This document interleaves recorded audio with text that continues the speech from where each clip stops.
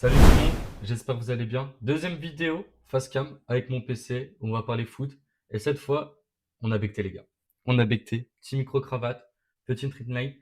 Et aujourd'hui, j'ai envie qu'on fasse un débat foot. Il y a un débat foot qui tourne, et c'est un casse-tête. C'est comment doit jouer cette équipe de France.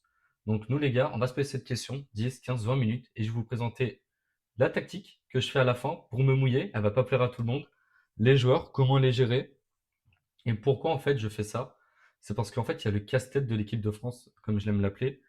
En fait il y a plein d'individualités et tu ne sais pas forcément comment gérer ça. Et ça peut être un casse-tête au fur et à mesure où en fait il y a tellement d'individualités que par exemple, on l'a vu face au Sénégal, bah, il y en a qui veulent pas mettre Dembélé titulaire, ou il y en a qui veulent pas Dembélé titulaire, ou il y en a qui veulent pas Doudoué qui le trouvent nul. Donc moi je vais essayer de faire la compo idéale pour cette équipe de France et en essayant d'expliquer les problèmes et comment les résoudre. Déjà, le gros problème qu'il y a, la grosse question qu'il y a, c'est est-ce que Ousmane doit jouer ou pas? Ousmane, c'est un joueur où on a dit qu'il était bon que dans le système de Luis Enrique.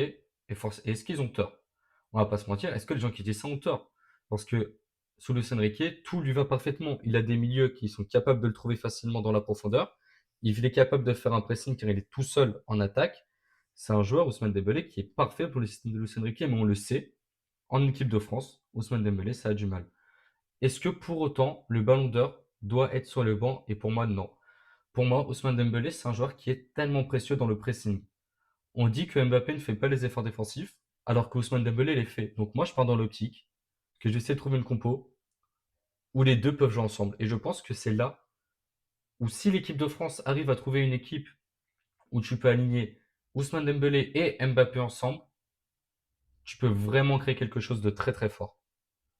Et donc je vais vous montrer ma tactique idéale avec Ousmane Dembélé en pointe et bien sûr Kylian Mbappé en pointe parce qu'il y en a qui veulent dire qu'ils vont mettre Kylian Mbappé remplaçant, mais vous êtes fous quoi les gars. Et en plus il a su montrer face au Sénégal quand il a mis un doublé qu'Mbappé c'est pas un remplaçant, Mbappé c'est un joueur clutch. Alors oui il y a quelques contres loupés, mais quand il a la balle, quand il est devant le but, il stat.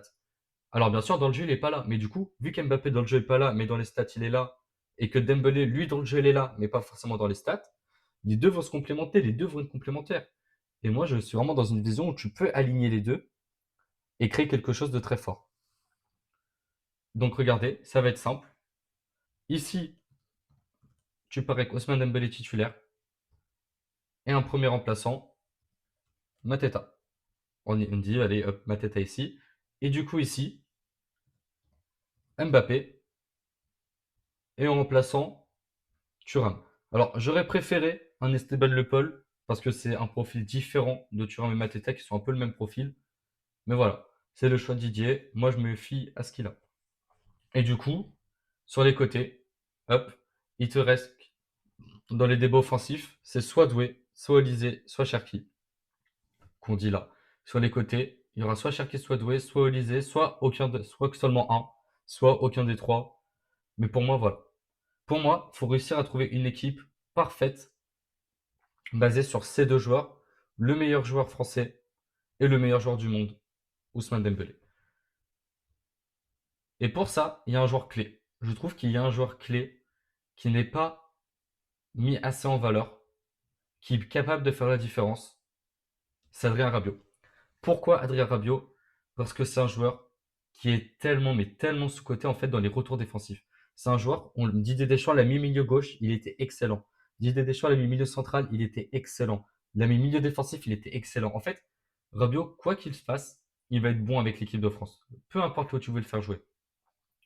Et moi, je me dis, Rabiot, très bon défensivement, il accepte de faire un aller-retour. Regardez, on voit, il peut jouer à gauche. Donc moi, ce que j'ai envie de tenter, c'est Rabiot milieu gauche. J'ai envie de tenter un Rabiot milieu gauche parce que je pense qu'il est capable d'évoluer à ce poste de milieu gauche. Et je pense qu'il est capable, quand regardez, je vais vous expliquer surtout pourquoi. Rabiot et mon remplaçant de ce poste sera Désiré Doué.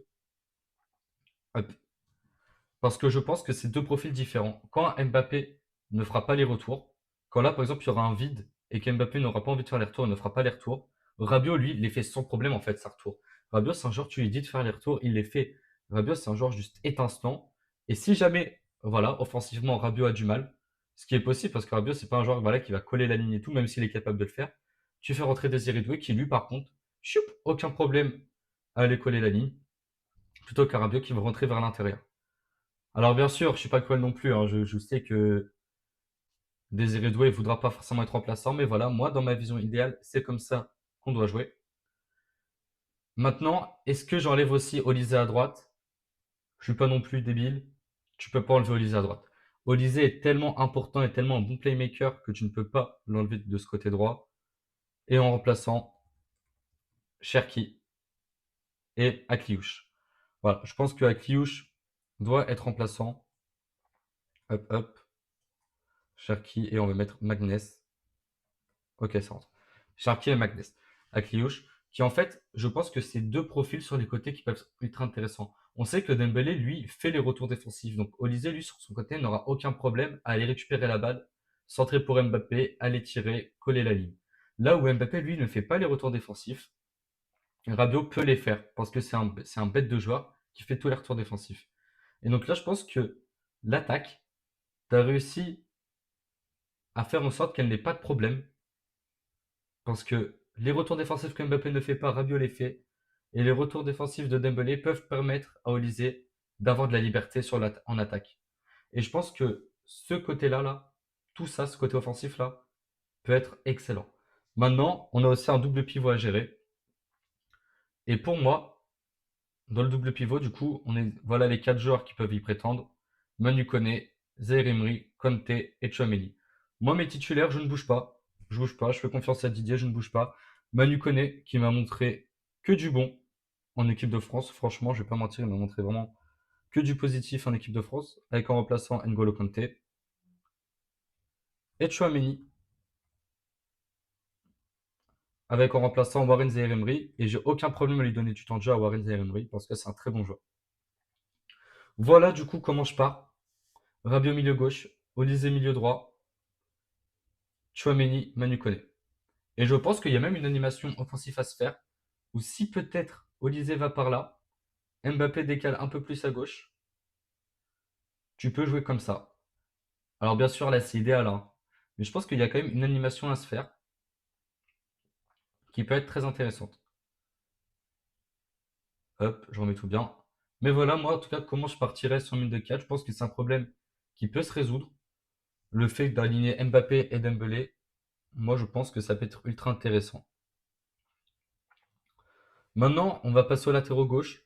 Si Rabiot fait les retours défensifs, j'aimerais bien quand même un latéral qui n'hésite pas à déborder pour aller centrer ou pour aller récolter quelque chose. Théo Hernandez et Lucadine sont deux profils similaires. Je mets Lucadine quand même titulaire parce que je préfère Lucadine à Théo Hernandez, mais si Théo Hernandez est titulaire, ça ne me dérange pas. La défense centrale, pour moi, il n'y a rien qui change. Tu dois faire confiance au Upamecano qui t'a montré face au Sénégal que c'était un top défenseur central. En remplaçant, tu as Konaté ou bien Maxence Lacroix. Pareil pour l'autre charnière centrale. Franchement, ta charnière centrale, elle est parfaite. T'as vraiment rien besoin de changer. Tu as du William Saliba et en remplaçant, t'as Lucas Hernandez qui, je trouve, très bon avec l'équipe de France. Genre très sous-côté. Maintenant, on a le casse-tête du latéral droit, Jules Koundé ou Malo Gusto. Ça tient qu'à moi, je prioriserai quand même Jules Koundé. Parce que, attendez, je m'explique. Pas que j'aime pas Gusto, hein, loin de là, j'adore Malo Gusto, c'est un joueur que je trouve extrêmement sous-côté aussi.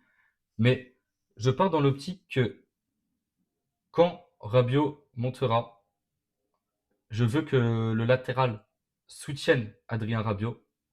Donc il sera là à peu près comme ça, dans ce genre de triangle. Et, je, et du coup, là, hop, tu dois être en défense à 3. Et entre Koundé et Malo Gusto, le seul qui sait bien jouer à ce poste de défenseur central, c'est Jules Koundé. C'est pas Malo Gusto, qui lui vraiment est un pur latéral. Donc c'est pour ça, je pense que dans ce système-là, si on part dans ce système, dans cette vision de jeu que j'ai, quand Lucadine va monter, Jules Koundé, lui, est capable de jouer défenseur central, ce qui est ultra intéressant. Et du coup, gardien de but, je remets tout bien. Gardien de but, rien ne change vraiment, hein, vous en doutez. Je fais confiance quand même à Mike Maignan. Hop, je remets ça bien. Hop. Je mets Mike Maignan au remplaçant Brice Samba et Robin Risser. Voilà pour moi comment l'équipe de France peut gérer son casse-tête, peut gagner la Coupe du Monde, comme je les vois gagner la Coupe du Monde, n'hésitez pas à aller le voir dans la vidéo d'avant. Mais quant à Rabiot qui peut pallier les retours non défensifs d'Mbappé et Dembélé qui peut, à travers ses retours défensifs et son jeu sans le ballon, laisser de la liberté à Olysée. Quant à un double pivot Manu Koné-Chouameni en remplaçant Kanté et Emery, si jamais Olysée ça va pas, tu fais rentrer la magie de Cherki ou d'Akliouche. Si Rabiot n'est pas bon, tu fais rentrer Doué qui est vraiment un pur attaquant.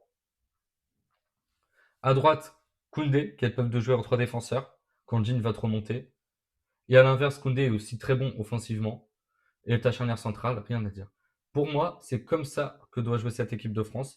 N'hésitez pas à me dire ce que vous en pensez. Moi, ça m'a fait plaisir cette vidéo. On va se prendre la tête plein de fois dans cette Coupe du Monde, donc n'hésitez pas à me suivre, à vous abonner. C'était Zone Tactique. Ciao, ciao.